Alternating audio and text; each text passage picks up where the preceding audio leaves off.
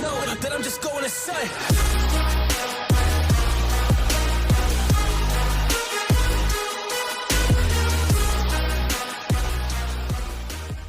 अस्सलाम वालेकुम, welcome to bird society. और आज की वीडियो का टॉपिक, जैसा कि आपको वीडियो के टाइटल से पता लग गया होगा, आज की वीडियो उसी सीरीज को जो है ना मैं कंटिन्यू करूंगा जो असील के हवाले से थी। और आज की वीडियो चूंकि एक असील के हवाले से है और इनकी एक ऐसी बीमारी के बारे में है जो किसी भी परिंदे के साथ हो सकती है। और आप लोगों को समझ जाना चाहिए कि अगर ये बीमारी आपके परिंदों को आप पे हमला किए हुए, चाहे वो असील हो, कबूतर हो या किसी कोई और परिंदा हो, तो आपने मेक श्योर ये करना है कि आपको ये समझ जाएं कि आप भी अपने परिंदों को ये दवाई, ये नुस्खा इस्तेमाल करवा सकते हैं। ठीक है, ख्वाह वो तोते हों, ख्वाह वो कोई भी परिंदा हो।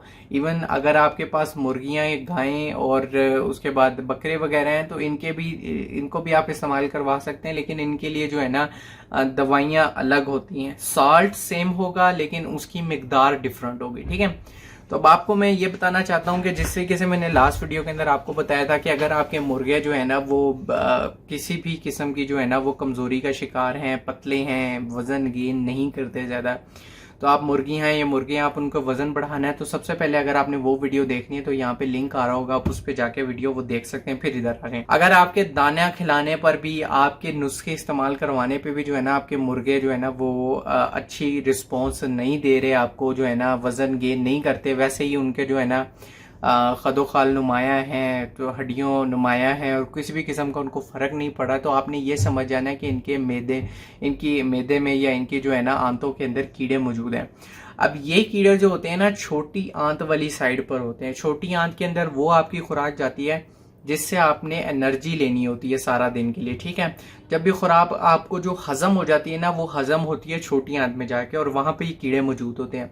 अब उस खुराक के अंदर ये कीड़े मिलके ना इसको खराब करना शुरू कर देते हैं, गलाना सड़ाना शुरू कर देते हैं। अब आप बेहतर समझते हैं कि जब आपकी हजम होने वाली खुराक ही गली सड़ी हो जाए तो वो आपको क्या लगेगी, क्या एनर्जी आपको देगी। तो सबसे पहले अपनी काम इसको खत्म करने के लिए क्या इकदाम करना है, आपने सुबह सवेरे जो है ना अपने जानवरों को, अपने परिंदों को, आपके पास मुर्गे मुर्गियां, उनको आपने पानी शानी या दाना शाना नहीं डालना। ठीक है, तो आपने सबसे पहला काम ये करना है कि आपने जेंटल ले लेनी है इसके लिए। ठीक है, ये साल्ट में आपको बताता चलूं कि ये अल्बेंडाजोल होता है। अल्बेंडाजोल जो है ना वो आपको मुर्गियों के लिए भी मिल जाता है, इंसानों के लिए भी मिल जाता है और जानवरों के लिए भी मिल जाता है। ये एक बड़ी कॉमन सी बीमारी होती है जिसके अंदर टेप वर्म्स और रिंग वर्म्स और इस तरह के मजीद किस्म के जो है ना डिफरेंट काइंड से वर्म्स होते हैं जो किसी भी जो है ना जानदार के पेट के अंदर तो बेसिकली आंतों के अंदर या मैदे के अंदर ये मौजूद होते हैं। ठीक है, अब आपने बेसिकली करना ये है कि अब आपने उनको जो है ना, अब मुर्गियों की या फिर छोटे जानवरों परिंदों के लिए आपने क्या करना है कि अगर आपके पास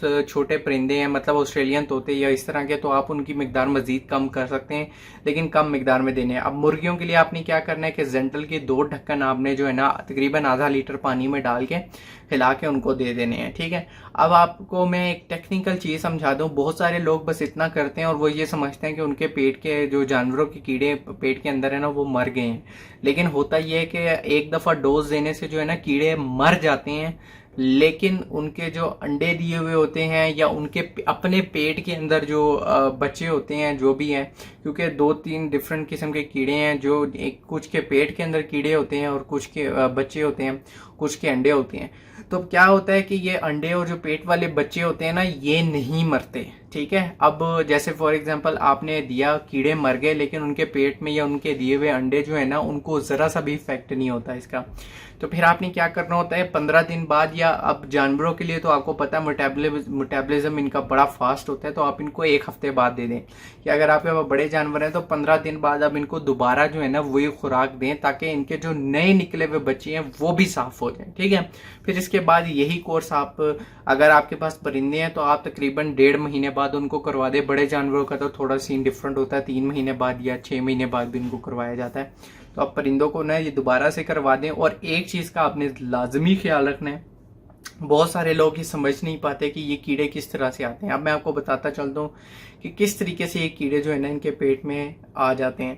पहली तो बात, आप जो भी इनको दाना खुराक देते हैं उनके अंदर कीड़े मौजूद होते हैं। ठीक है, मैं आपको बात बताता हूँ कि अगर आपने एक मिक्स दाना दिया है अपने सीलों को, और मिक्स दाने के किसी मकई के दाने में, गंदम के दाने में, किसी भी दाने के अंदर जो है ना वो छोटे से कीड़े मौजूद हैं, और आपने उनको सफाई करके नहीं दी, बस आपने उठा के दिया, वो आप खाते हैं, वही मैदे के अंदर जाते हैं और उनके पेट में जो है ना, कीड़ों के ही पेट में कीड़े होते हैं, तो वो फिर जो है ना मरने के बाद उनके जो है ना बाहर आ जाते हैं, तो वो अब पेट के अंदर शामिल हो जाते हैं। तो फिर आपको मैं बताता हूँ, यही कीड़े जो है ना ये एवोल्यूट करते हैं। एवोल्यूट का मतलब है कि अपने इर्द गिर्द के माहौल के मुताबिक ढल जाते हैं और पेट के अंदर जो है ना ये मसाइल शुरू कर देते हैं। इस तरीके से पेट के अंदर कीड़े आते हैं जब भी आप किसी किस्म की नाकस ग़िज़ा देते हैं, जिसकी वजह से जो है ना पेट के अंदर जो है ना इस तरह के कीड़े चले जाते हैं। ठीक है, तो ये चीज़ें आपने थोड़ी बहुत एहतियात करनी है, और इनको एहतियात के बाद ये दवाएं आपने इनको लाजमी देनी है। ठीक है, ये दवाएं दें और उसके बाद एहतियात करें कि किसी भी किस्म की आप गैर मयारी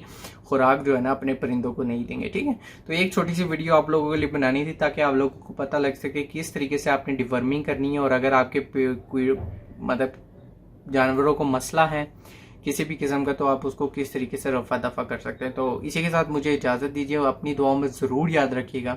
अल्लाह हाफिज़, फ़ी अमान।